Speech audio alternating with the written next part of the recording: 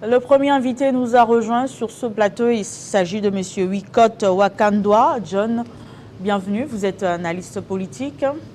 Merci, Grâce. Merci à tous les téléspectateurs de Télé 50. Je suis très heureux ce soir. Et alors, avec vous, nous allons parler des élections au Sénat. La bataille est lancée entre les acteurs politiques. Alors, pour vous, que devra être le profil du prochain président du Sénat? Le prochain président du Sénat doit être un patriote, un conservateur. Pour les chefs de l'État, vous savez, de par la Constitution, les présidents du Sénat et les dauphins ou les successeurs directs du chef de l'État. Et en cas d'empêchement, il n'y a que lui qui peut assumer les responsabilités du chef de l'État. Et il sera aberrant pour le parti au pouvoir, majoritaire au Sénat et à l'Assemblée nationale, de céder encore le perchoir du Sénat, comme il en a été question à l'Assemblée nationale. Et Là, vous annoncez déjà que l'UDPS ne va pas céder la présidence du Sénat cette fois-ci. Il est tout à fait normal que l'UDPS ne puisse pas céder. C'est pourquoi je dis qu'il sera anormal de voir l'UDPS céder les perchoirs du Sénat, comme il était le cas à l'Assemblée nationale, parce que vous comprendrez avec moi que le Sénat a un rôle très stratégique dans l'histoire politique de la République démocratique du Congo. Et donc, au stade où nous sommes, j'ai entendu des voix s'élever déjà de part et d'autre. Le Grand Équateur est en train de revendiquer, mais je suis en train de me dire pourquoi cet égoïsme. Vous savez, le Grand Équateur a 11 ministres dans le gouvernement de la République. Le Grand Katanga est en train de revendiquer, c'est bien bon, mais à peine le Grand Katanga venait d'occuper la primature de la République, il y a d'autres grandes responsabilités, notamment la vice-primature du plan, et d'autres ministères stratégiques et postes stratégiques de la République. Il est normal pour le moment de voir les autres. Nous avons 26 provinces dans la République démocratique du Congo. Et il est l'heure de penser à ceux-là aussi qui ont travaillé, mais qui ne sont pas encore servis, mais surtout de la famille du chef de l'État, parce que nous sommes dans un moment décisif de l'histoire politique de la République démocratique du Congo. Est-ce que c'est là, puisque vous dites que l'UDPS ne va pas céder ce poste, est-ce que ça ne risque pas de créer de frustration au sein de l'Union sacrée de la Nation? Je ne crois pas qu'à l'époque du MPR ou à l'époque du PPRD, quelqu'un pouvait s'élever comme il en est le cas actuellement. C'est parce que le chef de l'État a essayé de démocratiser de manière un peu exagérée la République, que toutes ces voix s'élèvent. Le président sortant, Joseph Kabila, a imposé des gens ici. Mobutu, n'en parlons même pas, qui pouvaient revendiquer. C'est parce qu'on veut faire de la démocratie un libertinage, où tout le monde peut lever sa voix n'importe comment, sans tenir compte des principes, parce que la démocratie, c'est la dictature de la majorité. Donc, les structures politiques, de par la loi, qui ont la majorité au Parlement, occupent des postes stratégiques. C'est pour cela, pour les cas sous examen, l'UDPS, qui a la majorité à l'Assemblée nationale, 75 députés, plus ceux des mosaïques, qui sont aussi dans les 75, avait droit au perchoir de l'Assemblée nationale, mais l'UDPS a cédé à l'un de ses partenaires depuis Genève, Nairobi, jusqu'à aujourd'hui. Et pour le cas qui est sous examen, je crois que ça ne passera pas. Et si on passait aux primaires comme à l'Assemblée nationale, vous pensez que les candidats de l'UDPS auront la chance de remporter cela? Les candidats de l'UDPS, de par des chiffres simples ou des calculs simples, a toutes les chances. L'UDPS avec ses mosaïques. C'est rassurant, hein. Dans les urnes, c'est autre chose. Hein. Non, écoutez, les élections... Chacun peut être de l'UDPS, mais les élections du Sénat, ce sont les élections de second degré. Elles sont organisées sur base des consignes. L'UDPS a 40 sénateurs dans sa judiciaire, tandis que les autres candidats que je suis en train de suivre ici et là n'ont peut-être que 2-3, par excès 10-15, mais pour l'UDPS, pour qu'elle atteigne la majorité absolue, c'est-à-dire la moitié plus 1, c'est au moins 15 sénateurs à négocier. donc avec ces 40, vous allez pendant que négocier les ça autres... comment? Bon, les négociations se Quand font... vous parlez des négociations, il y a des dessous de cartes. Hein? Justement, c'est ce que je suis en train de vous dire. Et il y a des compensations dans ce sens. Et donc, pour les cas sous examen, j'ai entendu des gens au sein de l'IDPS. Par exemple, je vis le sénateur Afan Idrissa Mangala d'Imanyema qui a réclamé, non seulement parce qu'il est de l'IDPS, mais aussi, vous savez, tout ce qui s'est passé avec la formation du gouvernement de Judith Suminwa Tuluka. Les Manyema quasiment... Il a été frustré, il n'a pas été nommé dans le gouvernement. Du coup, il réclame la présidence du Sénat, c'est ça? Pas du tout. Vous savez que l'IDPS, c'est un parti des révolutionnaires, des patriotes, des gens qui ont été au front pendant plus de 30 ans de l'opposition. Et lorsqu'il y a quelque chose qui cloche, ils sont toujours souvent en train de réclamer et montrer la voie, et surtout la bonne voie, aux dirigeants pour que les pays ne puissent pas trébucher dans l'erreur. Et c'est le cas du parti. J'ai compris dans le management du sénateur Afan Idrissa Mangala, qui est dans l'IDPS depuis 1991. Mais est-ce qu'il a le soutien des autres cadres, au cadre de l'UDPS? C'est ça aussi le problème. Moi, il n'est pas le seul de l'UDPS. Pourquoi il se propose déjà candidat? Mais madame, pourquoi vous ne vous demandez pas pourquoi les autres cadres ne se proclament pas candidats? C'est simplement parce qu'ils ont compris que celui-là a le droit de réclamer. Et il a tous les profils, moi je crois. Mais la CENI n'a pas encore lancé l'opération des dépôts des candidatures. La CENI n'organise pas les élections du bureau. C'est une organisation interne. Oui. Et donc... justement, le bureau d'âge plutôt. Le bureau d'âge n'a pas encore lancé les dépôts des candidatures. Le bureau provisoire, le bureau d'âge a une mission de par la Constitution. C'est notamment la validation des mandats des sénateurs. Après la validation des mandats des sénateurs, c'est l'élaboration du règlement intérieur, ce qui venait d'être fait aujourd'hui. Ça a été fait aujourd'hui, oui. La prochaine étape, ça sera l'organisation. Il reste à la Cour constitutionnelle de proclamer conforme les règlements qui venaient d'être adoptés. Et une fois adoptés, nous attendrons les contentieux qui sont au niveau de la Cour constitutionnelle, parce qu'il y a dans des circonscriptions où certaines personnes ont eu à revendiquer leur élection au Sénat. Et donc, dès qu'il y a l'évacuation de toutes ces matières-là, je crois la question du vote du président du Sénat sera déjà sur la table. Et pour le moment... Est-ce que pourquoi vous n'en parlez pas dans la commission à l'UDPS? Il y a une commission de gestion des ambitions, c'est ça? Pourquoi vous n'en parlez pas en amont au lieu de commencer déjà à revendiquer ce poste? Tout est déjà fait. Le secrétaire général de l'IDPS, Augustin Kabouya, a appelé tous les ambitieux. Augustin Kabouya qui ne fait pas l'unanimité à l'UDPS, il faut le signaler. Même Jésus n'a pas fait l'unanimité sur la terre. Il y a ceux-là qui ne reconnaissent pas Jésus. Et pour les cas sous examen, Augustin Kabouya a la majorité des grands. Ce sont les filtrés. Et ça a été démontré. Il y a de la machination, je vous informe. J'ai suivi les dossiers. Ce sont les candidats, présidents du Sénat, qui ont vu que Augustin Kabouya a déjoué leur plan en donnant la chance à quelqu'un de l'IDPS, si tous les grands qui sont dans le bureau politique de l'Union sacrée, qui avaient des ambitions, qui sont en train de tacler Augustin Kabouya. Ça, c'est un jeu politique. Je vous épargne, vous, la presse, de comprendre tout ce qui se passe. Mais la réalité, c'est que la République doit évoluer. On ne peut pas voir quelqu'un qui a échoué, par exemple, à gérer une grande institution de la République et revenir dans une autre grande institution de la République et réclamer la prendre. Non, ça c'est aberrant. La République doit aller de l'avant. Il faut des énergies nouvelles. C'est notamment des gens comme Afan Idrissa Mangala qui ont des idées aussi. Qu'est-ce qui le favorise par rapport aux autres cadres qui voudraient aussi être candidats du Sénat à l'UDPS ou à l'Union sacrée de la Nation? D'autres postes ne vous intéressent pas?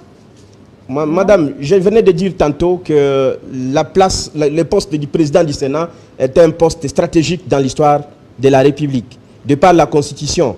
Et les Maniema qui réclament aussi les droits au chapitre. Je vous informe. Quand les Maniema réclament, il y a l'Équateur qui va réclamer, qui réclame déjà, le Sankourou va réclamer, oui. La Grande Orientale va réclamer. Finalement, on aura eu une guerre entre les provinces. Non, mais les autres provinces sont déjà servies.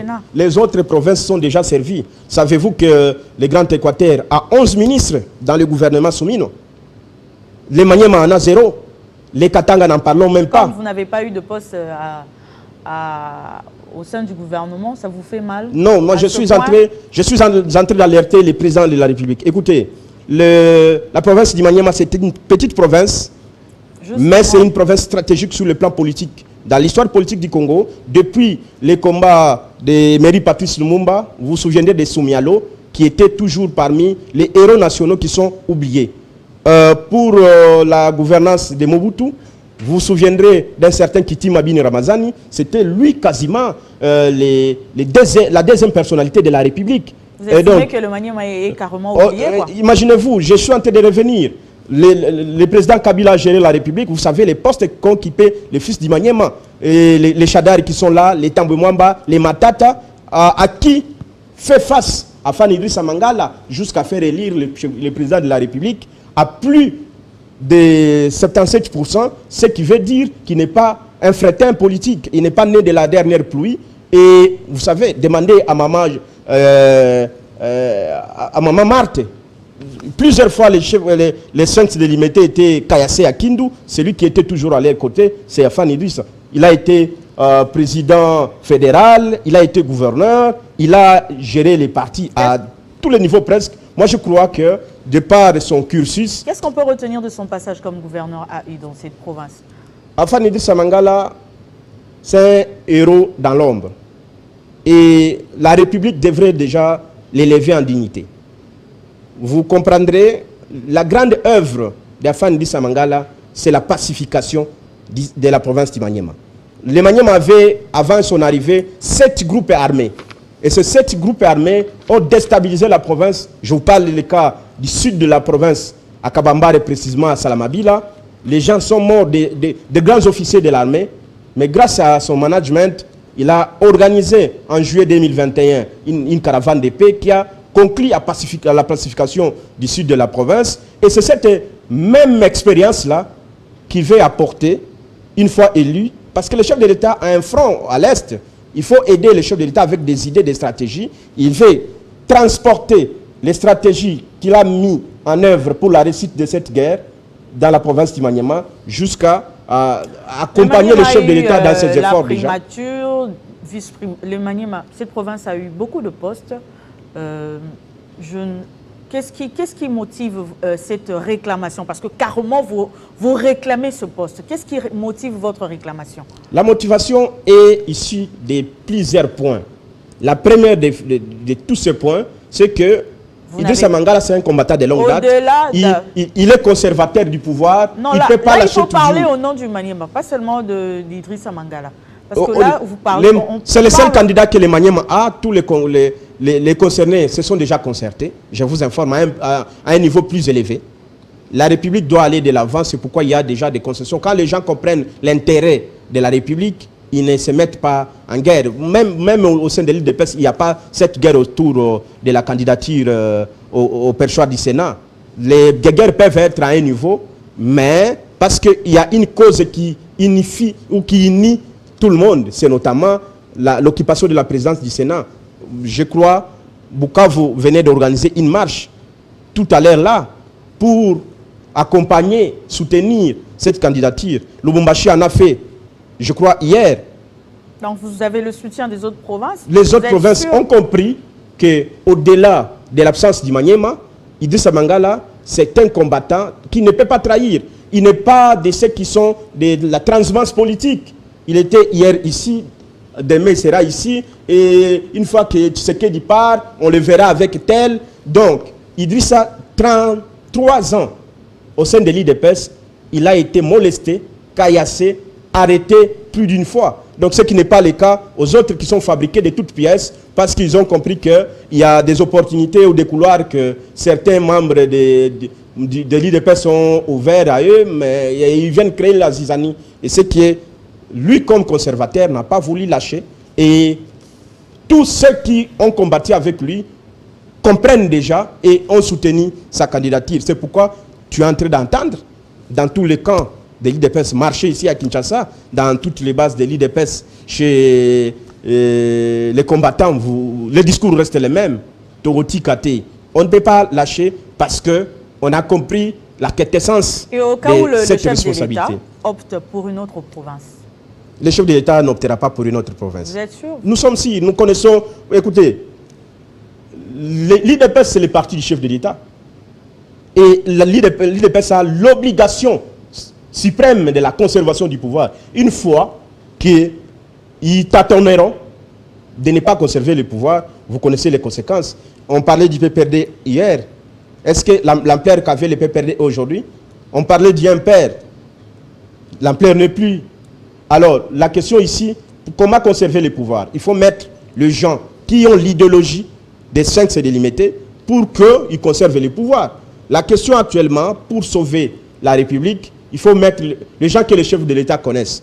Les chefs de l'État, moi je connais, il a nommé depuis deux fois d'ailleurs, Afan Idrissa Mangala comme fédéral de Kindu. Ce n'est pas pour rien. Ils se connaissent. Et maman même, maman Marthe connaît Afan. Mais il peut servir le pays autrement, pas seulement où? au Sénat. Où? Mais les institutions sont entre les partis, il servira où? Mais aussi, la responsabilité quand un président du Sénat n'est pas n'importe laquelle. N'est pas n'importe laquelle. Vous servez le pays, vous ne savez pas, très bien d'ailleurs. Vous servez le pays, mais votre responsabilité n'est pas égalée à un président du Sénat. Le président du Sénat a une responsabilité un peu supérieure et stratégique sur le plan de la gouvernance de la République. La République doit aller de l'avant avec de nouvelles personnes qui ont de nouvelles idées et qui ont l'amour de la patrie. Et c'est ce qu'on appelle la détermination pour la gestion de la République. Et lui, c'est un conservateur du pouvoir. Le chef de l'État a déjà compris. À un moment, on était en train de l'induire en erreur. Il a dit qu'il ne saura pas revenir aux erreurs du passé. Les erreurs du passé, c'est que, de par la Constitution, article 103, article 90, alinéa 3, il est recommandé la représentativité de toutes les provinces dans la constitution du gouvernement et des institutions de la République. Et lorsque une province est écartée, donc il faut corriger l'erreur. En corrigeant cette erreur, c'est mettre quelqu'un du Maniema qui s'est déjà pointé au sein de son parti. Moi, je ne crois pas que le chef de l'État peut servir Télé 50 plus que lui-même. Non. Il est humain comme nous. Moi, je ne peux pas servir Télé 50 plus que moi. Comme vous, vous ne pouvez pas me servir moi plus que Télé 50. C'est pour dire qu'il a l'obligation de sauver l'image de son père, Papa Lobaki. Et ça n'a rien à voir entre l'élection du Sénat et sauver l'image de son père. Ça n'a rien à voir avec ça. Sauver l'image de son père, c'est pérenniser l'œuvre de son père. Et vous savez, je suis en train de féliciter le chef de l'État. C'est pratiquement un chantage que vous faites. Non, il n'y a pas de chantage. Si, si. Il n'y a pas de chantage. Nous respectons le chef de l'État et nous sommes... Écoutez, vous n'avez pas été peut-être en République démocratique du Congo pendant la campagne. Il y a une chanson mythique qui a circulé. À Kindu, l'opinion a chanté. Idrissa, Yebisa Fachi, Abangelo Kote, Togovote Yenanko. Ça circule à travers la République. C'est parce que... Donc vous pensez que le chef de l'État a une dette morale envers Idrissa Mangala? Il y a notamment ça. Il a été parmi les 26 coordonnateurs nommés par lui. Mais pourquoi les autres sont servis?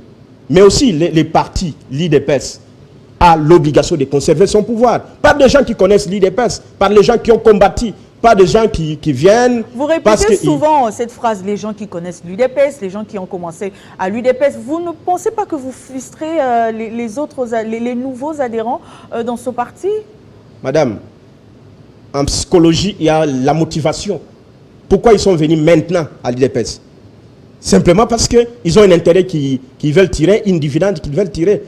Et maintenant que les autres, pendant que... Non, vous avez pris la décision d'étouffer il n'y a pas d'étouffer. Les nouveaux adhérents. Non, il n'y a pas d'étouffer les nouveaux. Vous partagez les gâteaux entre les anciens. Il n'y a pas question d'étouffer. Il y a question de la conservation des idéaux fondateurs.